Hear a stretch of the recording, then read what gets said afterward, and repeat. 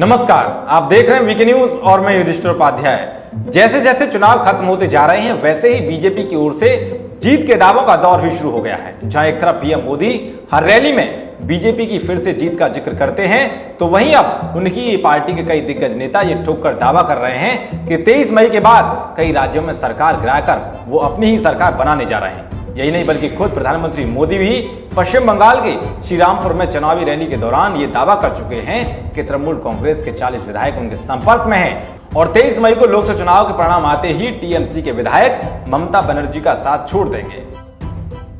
और दीदी देख लेना, 23 तारीख को जब नतीजे आएंगे, चारों तरफ कमल खिलेगा, तो तुम्हारे विधायक भी आपको छोड़ करके भाग जाएंगे। दीदी देख लेना।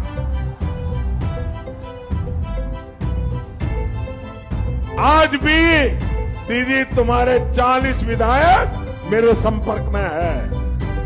आज भी दीदी तुम्हारा बचना मुश्किल है अब, क्योंकि आपने विश्वासघात किया है।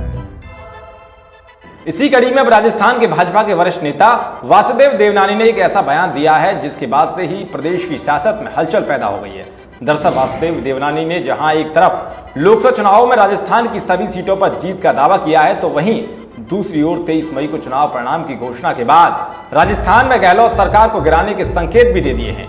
उन्होंने कहा कि कांग्रेस के कई विधायक भाजपा के संपर्क में हैं। उन्होंने आगे कहा कि प्रदेश में भाजपा की लहर चल रही है और मुख्यमंत्री अशोक गहलोत के बेटे वैभव गहलोत जोधपुर से चुनाव हार रहे हैं।